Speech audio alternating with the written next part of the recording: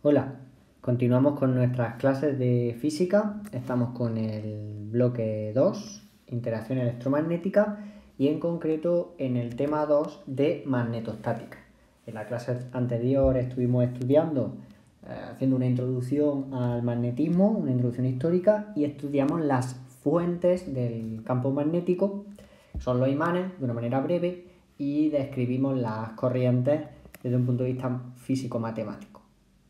Ahora vamos a empezar con la fenomenología del magnetismo en un vídeo que se corresponde con la clase del día 12 de enero del año 2021.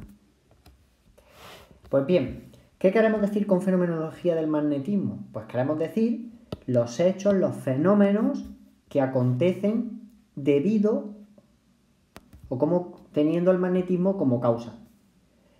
Y para ello tenemos que recurrir al concepto de fuerza, a la fuerza, que es el aspecto típico que se estudia en física, la fuerza, en este caso debida al magnetismo o la fuerza magnética. Como vimos en el vídeo anterior, lo que producen campos magnéticos o fuerzas magnéticas son las corrientes, además de los imanes.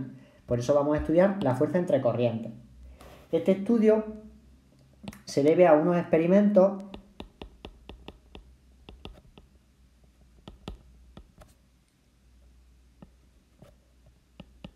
del físico Ampère, ¿vale? Entre 1820 y 1825.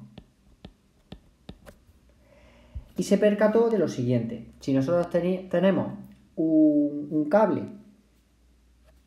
podemos decir que el experimento presentaba dos situaciones o dos resultados diferentes. En un primer caso, en un primer experimento, teníamos un cable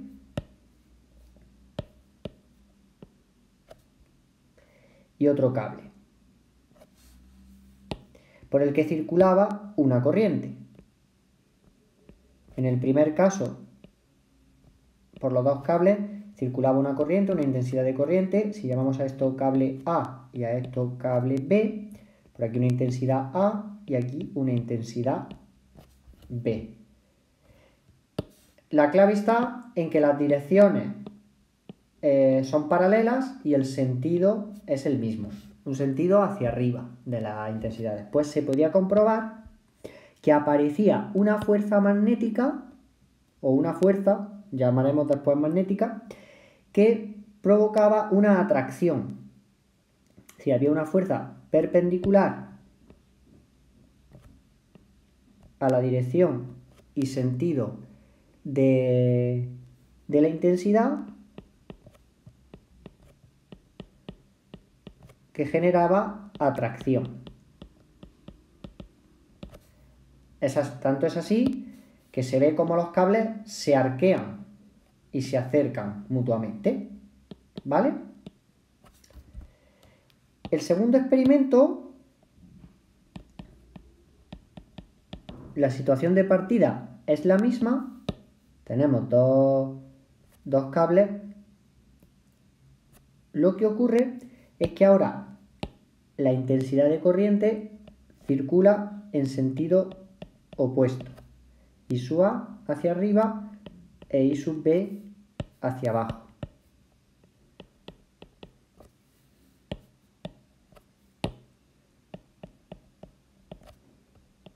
En el cable A y en el cable B.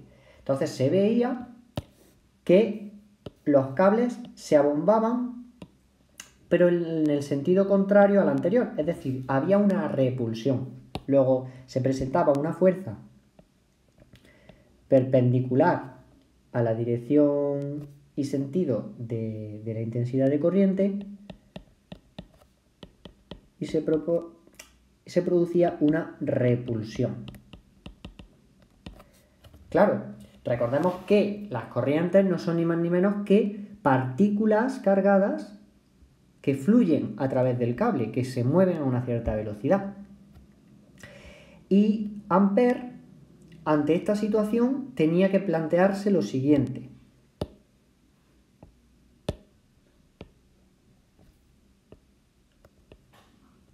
Podemos extraer las siguientes conclusiones. La fuerza no puede tener un origen eléctrico.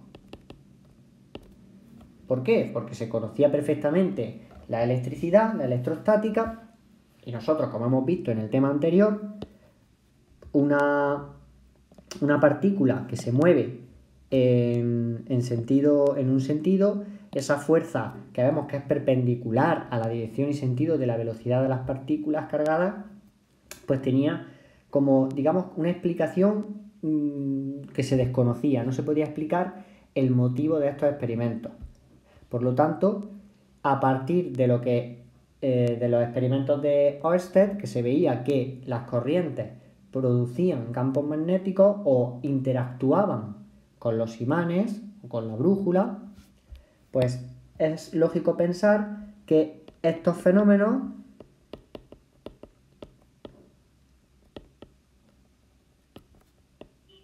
son debidos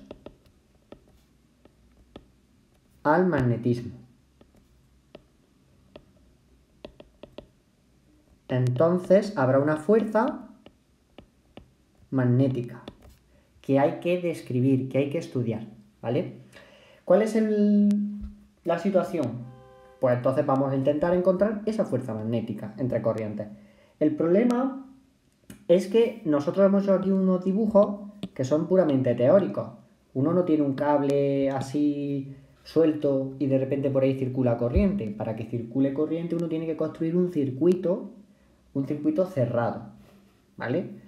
Entonces para ello tenemos que hacer el estudio, pero a partir de dos circuitos, no de dos cables sueltos.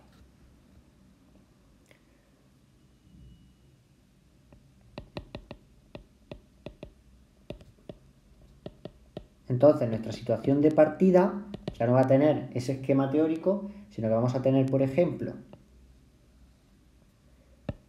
hacerlo más, un cable A y un cable B, ¿de acuerdo? Un circuito cerrado. Podríamos haber dibujado las pilas y demás para que haya una circulación de corriente, pero bueno, vamos a suponer dos cables ideales y entonces pues podemos simplificar y no dibujar lo que sería la pila para la circulación de la corriente. Suponemos que hay una corriente circulando pues en esta dirección y sentido. Estaría I sub A y por ejemplo hay I sub B. Para estudiar cómo la fuerza magnética, digamos que el cable A o el circuito A afecta sobre el cable B o circuito B debido a la circulación de la corriente, tenemos que estudiarlo de manera infinitesimal, es decir, ir analizando las contribuciones de cada trocito pequeñito del cable, cómo afecta a cada trocito pequeñito del otro circuito, del circuito B. Antes de hacer esa contribución, hay que decir que evidentemente si sobre el circuito A circula una corriente y sobre el circuito B no circula corriente, no podemos hablar de una fuerza magnética que actúe creada por A que actúe sobre B. Eso no es posible, porque necesitamos corriente. Una corriente crea un campo magnético, como veremos, o se genera una fuerza magnética debida a esa corriente y es otra corriente la que se ve afectada. Un circuito así sin más, por el que no circula corriente, para nosotros no va a tener ningún tipo de efecto. Pues bien, como tenemos que considerar las contribuciones infinitesimales, es decir, trocito a trocito, pues podemos hacer aquí un pequeño dibujo Este va a ser la contribución diferencial de L. Suponemos una única dimensión por la que circula, evidentemente, por ahí la corriente I sub A. Y aquí vamos a tener el otro trocito diferencial de L y por donde circula también la corriente IB. Para diferenciar los diferenciales de L podemos poner A sub A y sub B, aunque comúnmente se utiliza la prima, ¿vale? Y suponemos que el observador, el sistema de referencia está puesto ahí, en O. Entonces, la contribución por el circuito A le vamos a añadir la prima y la contribución al circuito B tiene ese vector de posición R sin prima. Y la distancia, que vamos a ver que es fundamental, al igual que pasaba con la fuerza gravitatoria y con la fuerza eléctrica, la distancia influye en la intensidad de la fuerza, pues le vamos a llamar R mayúscula. ¿Vale? Esta forma de trabajar es muy típica en el electromagnetismo, ¿de acuerdo? Tener una fuente que crea el campo, que provoca la fuerza, y una fuente que sufre o interacciona con la fuerza. Se suelen utilizar primas para diferenciar los vectores de posición y la R mayúscula para hablar de la distancia entre la fuente, que en este caso es nuestro circuito A, y el circuito que sufre o que interacciona, ¿vale? Para que lo tengamos como ejemplo. Si nosotros estudiamos, como digo, esa contribución, vamos a ver que la fuerza magnética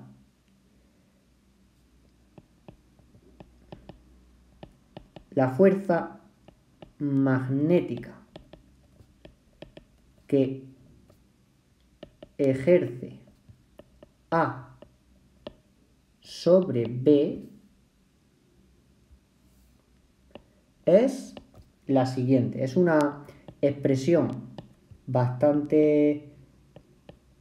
Así voy a indicar que es la fuerza que ejerce A sobre B. Una expresión bastante fea.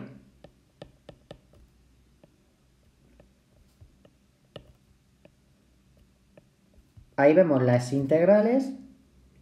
Ahora explicamos el porqué de esas integrales.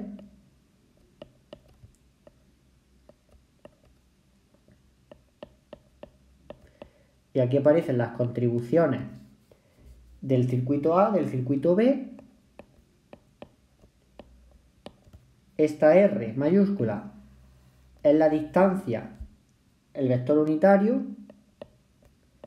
y dividido por la distancia al cuadrado. Vale, esta fórmula evidentemente no la vamos a usar en ningún momento, pero para los problemas, pero nos permite analizar cómo tiene lugar esa fuerza o de qué depende la fuerza entre corrientes, la fuerza magnética. En primer lugar, las integrales lo único que significan es que tenemos que estudiar la contribución debida al circuito entero, porque el dibujo que hemos hecho aquí de los experimentos de Ampère son trozos de cable, que eso no tiene eso no se ve en el laboratorio, eso no existe en la realidad. La corriente circula siempre por circuito. Entonces, la integral lo único que significa es que queremos hacer una contribución a todo el circuito. Y aquí aparece que la fuerza magnética depende de las corrientes que circulan por cada circuito, algo que era de esperar, el sentido de esas corrientes. Por eso hemos visto que cuando tienen el mismo sentido hay atracción, cuando tienen sentido contrario hay repulsión. Eso viene dado por el carácter vectorial, y esta expresión de aquí, esta x, que no es una x, es una multiplicación, es un producto vectorial que ahora repasaremos, que ya vimos al inicio del curso. Y evidentemente también la fuerza depende de la distancia al cuadrado, ¿vale? De la distancia entre los circuitos al cuadrado. Bien, esta fuerza además tiene una constante que se llama permeabilidad del espacio libre o del vacío, en el vacío porque lleva la mu sub 0. Mu sub 0 es la permeabilidad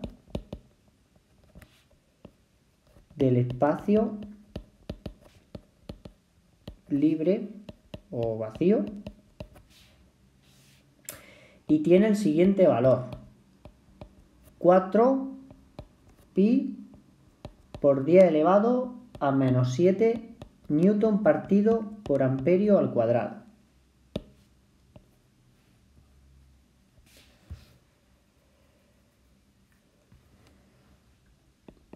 La fuerza esta magnética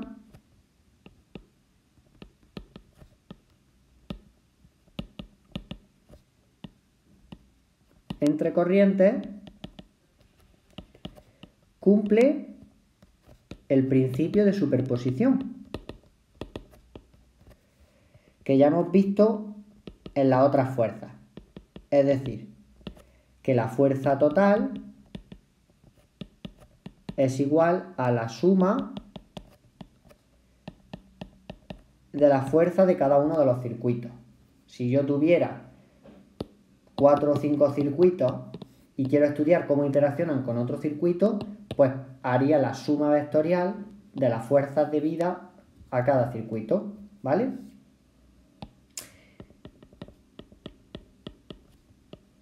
Depende, que esto ya lo hemos indicado, de IA y de IB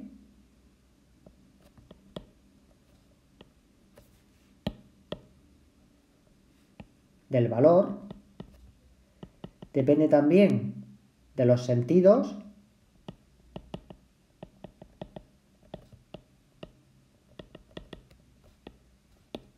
de las corrientes y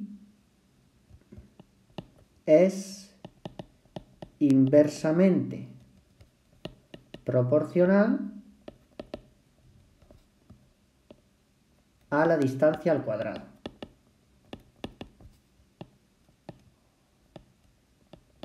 Muy bien. Pues bueno, así podemos estudiar de alguna forma la fenomenología. ¿Cómo nos vamos a encontrar en realidad en un laboratorio con dicha fuerza? Aunque no la vamos a utilizar. Luego veremos que esta expresión se puede reducir y construiremos una fórmula para la fuerza magnética entre corrientes que sí utilizaremos en los problemas. Y por último, mencionar que esta fórmula, que evidentemente se ve que es como un bicho, un monstruo, no se deduce o no se calcula a partir de un único experimento, ¿vale? Esta fórmula se ha deducido a partir de una generalización de resultados, ¿vale? A partir de muchos experimentos, de muchas pruebas, se encuentra que la fuerza es esa.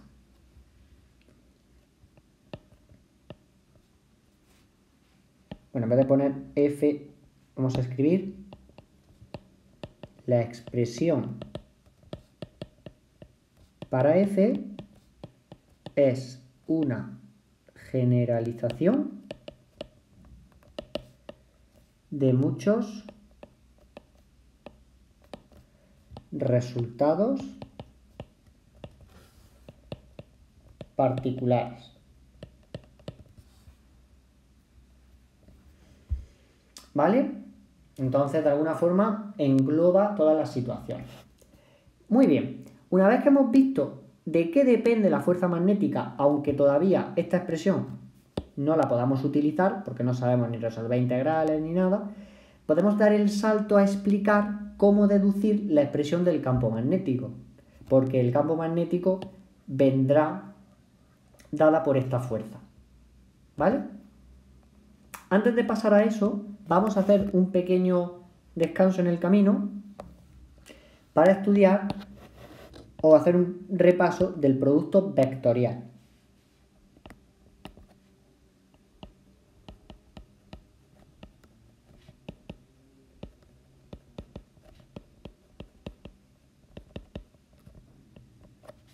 Porque nos va a hacer mucha falta en este tema. Bien, aunque ya lo vimos al principio, no viene mal hablar un poco de él, ¿vale? El producto vectorial es una operación entre dos vectores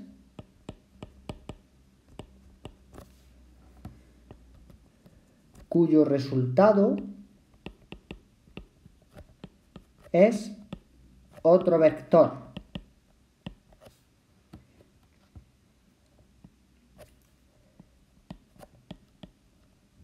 Se representa con el signo por, ¿no? De multiplicación.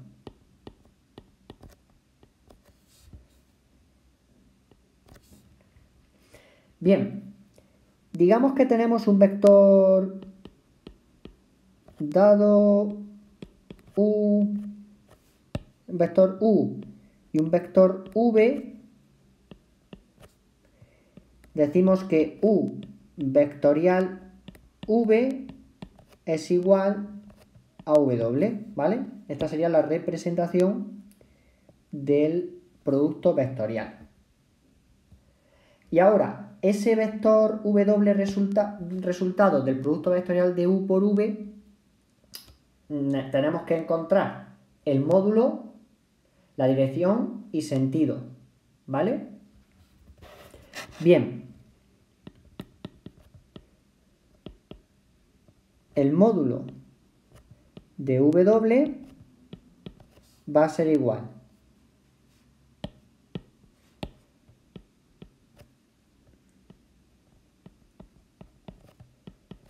es lo mismo que el módulo de u vectorial v, y eso va a ser el módulo de u por el módulo de v, igual que cuando calculábamos el producto escalar, por el seno, ahora en vez de un coseno es un seno, el seno de alfa. ¿Y qué es alfa? Donde alfa es el ángulo más pequeño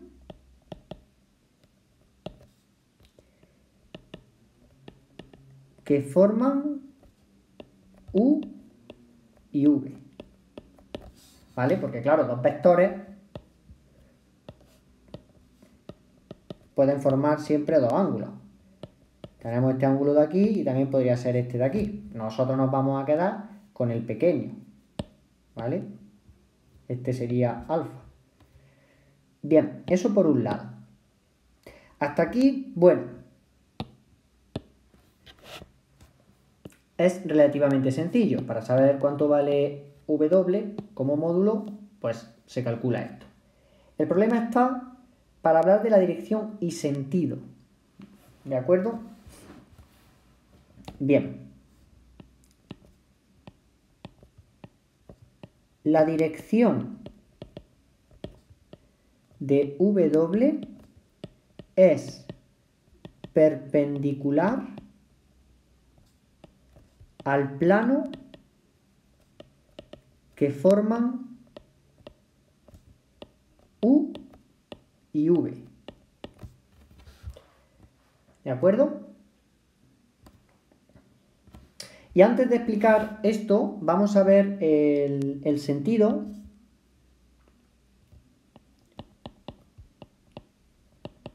El sentido de w viene dado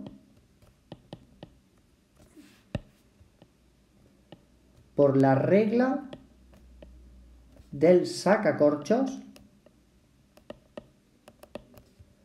o regla de la mano derecha. Digamos que los físicos son muy graciosos, muy divertidos y se inventan nombres de reglas muy curiosos, como regla del sacacorchos. Bien, vamos a intentar explicar cómo ver la dirección y sentido. Bien, si yo tengo un vector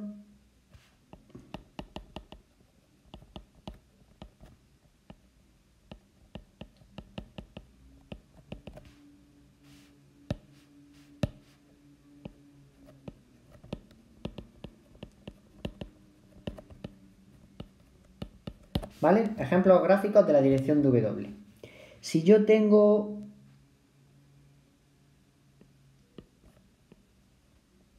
mi vector U y mi vector V y están incluidos en un plano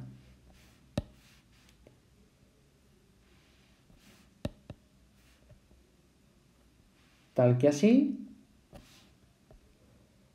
pues el vector W va a ser perpendicular, es decir,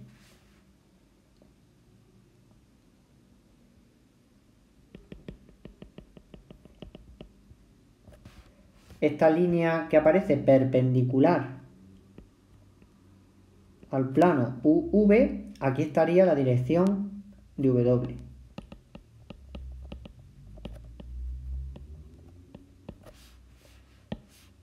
Si, por ejemplo, coloco los vectores U y V de forma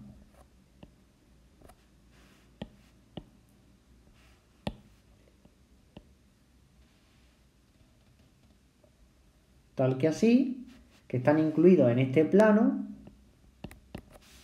entonces la dirección resultante será esta de aquí.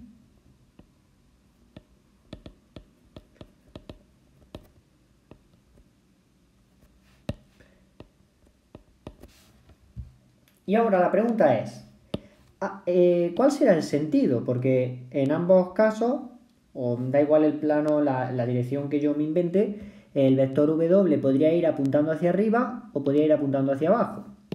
Aquí hacia arriba o hacia abajo, y en cualquier otro caso que yo me invente. Pues vamos a ver.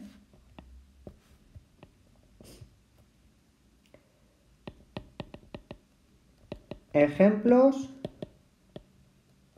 Regla del sacacorchos.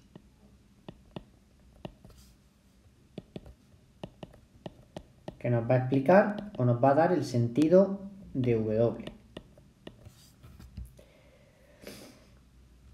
Tenemos que nosotros mirar el ángulo que forman U y V. Si yo quiero calcular U vectorial V, entonces mi ángulo alfa va a ser el ángulo más pequeño, pero yo lo puedo dibujar de dos maneras. Puedo dibujar así alfa o también podría dibujarlo en este sentido, ¿vale?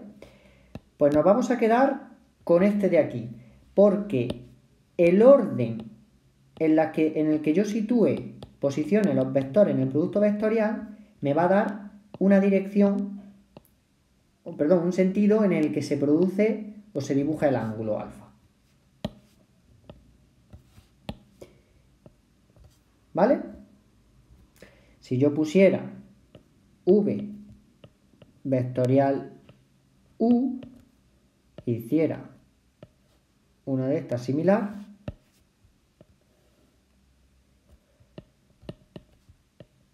entonces alfa iría así.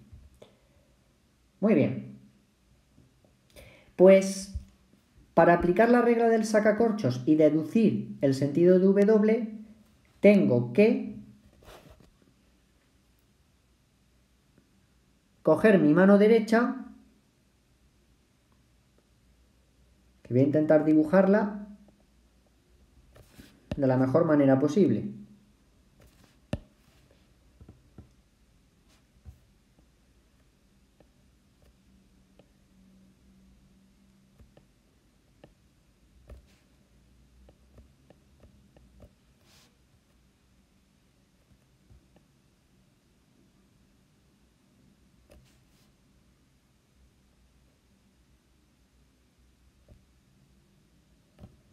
Más o menos, una mano bastante fea, ¿vale?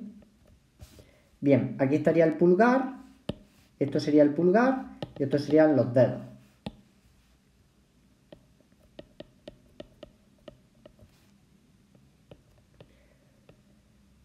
Pues yo tengo que coger mi mano derecha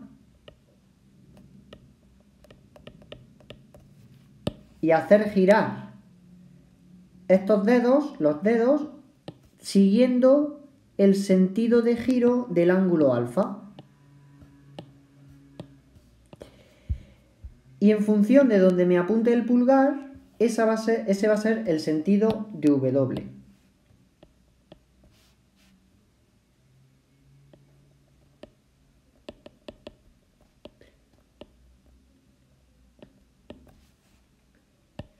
Aquí, este giro de aquí, esto va a ser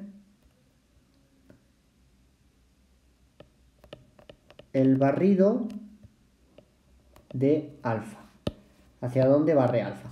En el caso primero, vamos a separarlos un poquito. En este primer caso, como al barrer con mi mano derecha, con los 4 dedos, el ángulo alfa hacia abajo, el vector W va en esta dirección. Y en el caso 2, si yo barro con mis 4 dedos el ángulo alfa, el vector W va en esta dirección. Y como hemos visto, perdón, en este sentido, y como hemos visto que la dirección es perpendicular al plano, el vector W va a ser perpendicular a el plano formado por U y por V. Lo interesante de esto es ponerse algunos ejemplos y practicar, aunque es algo que una vez que se hace 2 o 3 veces se ve bastante claro. Vamos a practicarlo con un hecho muy interesante, y es que el producto vectorial y la regla del sacacorchos, regla de la mano derecha, que nos da el sentido, nos permite explicar por qué los ejes cartesianos tienen el orden que tienen.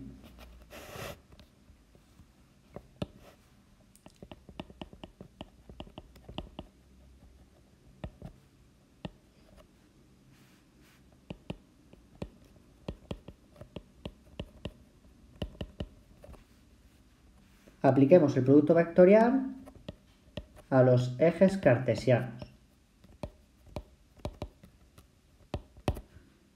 Y la pregunta que vamos a intentar resolver es: ¿qué posiciones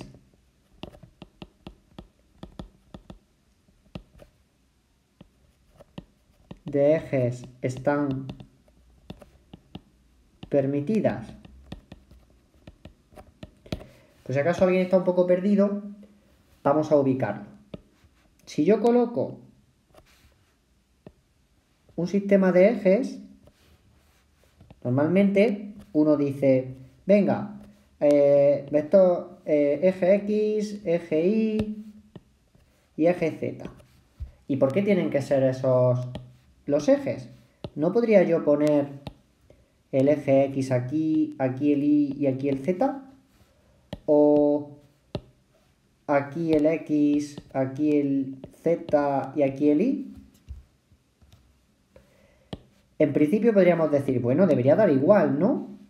Porque después de todo son 3 flechas, me definen 3 direcciones ortogonales en el espacio, perpendiculares entre sí, y las letras al final son como etiquetas. Pero es que aquí hay un trasfondo muy importante, y es que estos ejes vienen definidos por 3 vectores unitarios que son una base de un espacio vectorial. Es decir,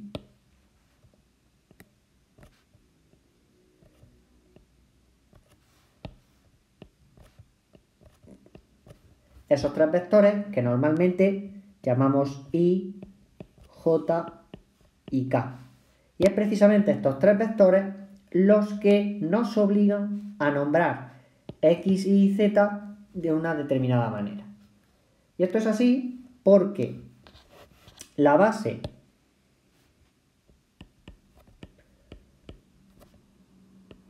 y JK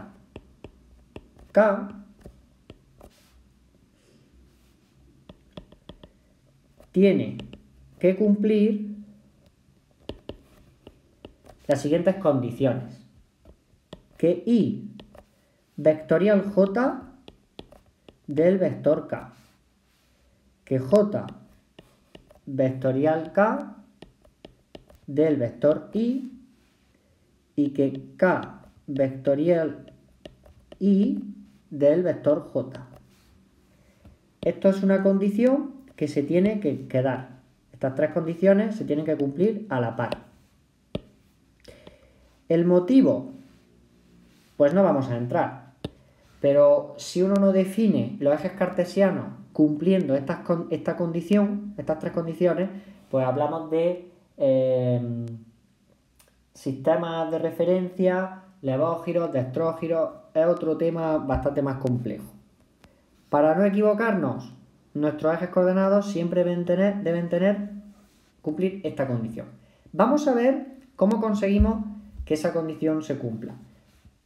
Tal y como yo he dibujado los ejes I, J y K, ¿se cumple la condición? Pues apliquemos la regla de la mano derecha, la regla del sacacorchos, para ver qué se da. La primera condición, I vectorial J es igual a K. El ángulo, voy a hacerlo un poco más grande para que se vea mejor.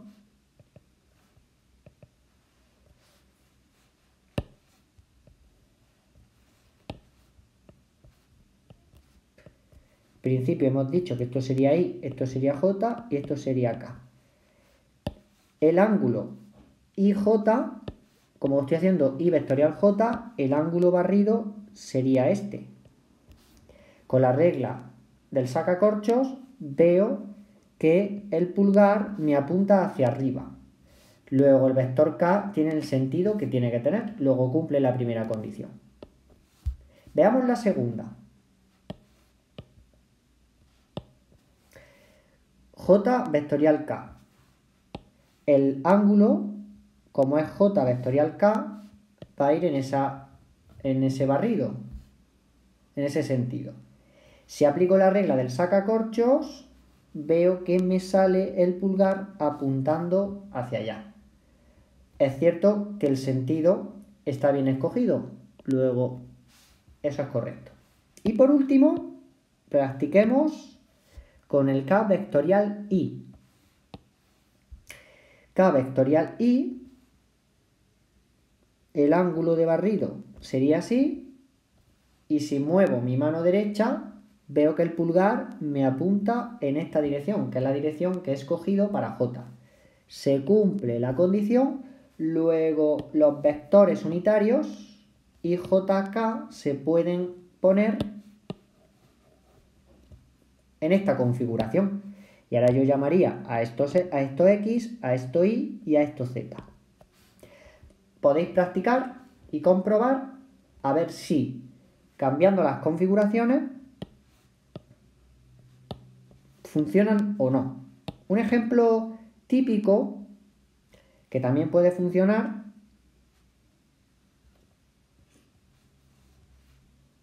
que solemos cometer el error que creemos que funciona y en realidad no funciona, es poner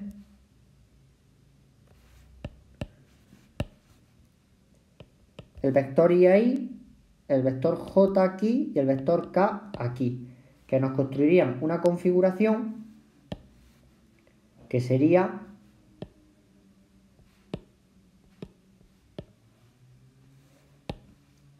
X, Y y Z. Esta configuración, por ejemplo, no es correcta. ¿Por qué no es correcta? Porque sería IJK y si me vengo aquí a mi base ampliada, voy a ver que no se cumplen las condiciones. En primer lugar, I vectorial J es K, pues I vectorial J me llevaría a hacer este barrido de ángulo, que no es el ángulo más pequeño de entrada. Pero es que además Por lo tanto, ese no puede ser. Tendría que coger el pequeño, que sería ese de ahí. Si yo cojo ese ángulo de barrido, voy a ver que la única forma de que con la mano derecha hacer este ángulo de barrido, la dirección del pulgar me apunta hacia abajo. Luego el vector K debería estar apuntando en la dirección hacia abajo, lo cual no es lo que pasa. Luego esta condición ya no la cumple. Ya me da igual que cumpla las otras dos. Si falla en esta, ya esta configuración no es válida. Y solemos cometer el error muchas veces de poner la configuración X y Z de esta manera. Y eso es erróneo. ¿Vale? Pues bien, os invito a probar otras configuraciones a ver si sois capaces de encontrar otras configuraciones posibles.